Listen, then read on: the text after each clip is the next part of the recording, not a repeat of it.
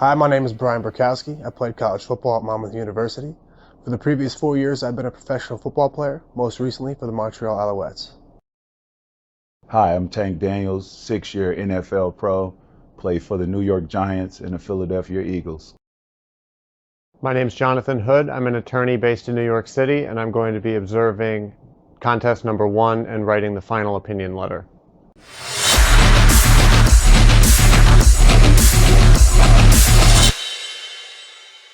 Okay, so I came to the conclusion that the ball was in this general area because of 3 major cues.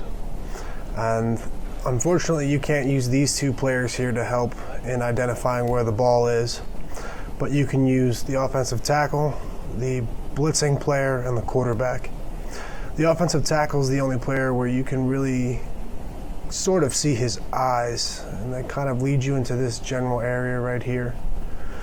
As well, this player, although his back is turned, you can see his head slightly turned, which means that he's probably looking at the ball just inside him here. And then the most important cue here is the quarterback who had thrown the ball. He's down somewhere around the middle of the 2 5-yard lines here. So you'd have to project that the ball's at least 1.5 yards downfield based on where this rush end is here. And the way his arm has followed through with the throw already and his knees on the ground, you can anticipate that he had thrown it probably about 1.5 seconds before this photo was taken, which led me to believe that the ball's in this general area.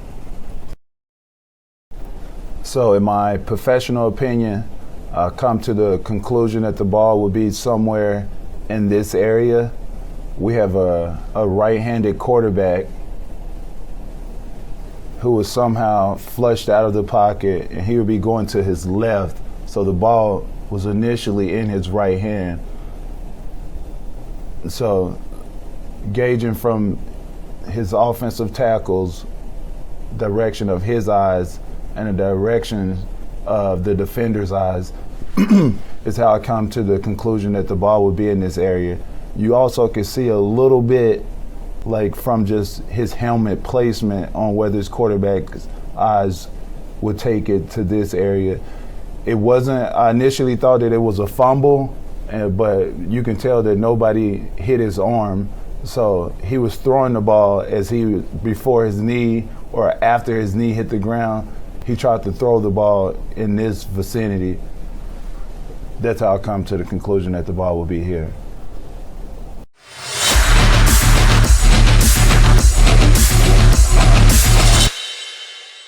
So I'm thinking about looking from the defender's eyes here and seeing his left hand, seeing the quarterback's right hand. Reaction to the ball. A little reaction to the ball.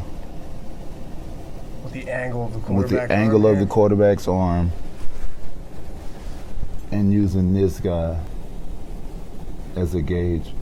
Are you using his eyes? I'm using his eyes as a gauge. His eyes.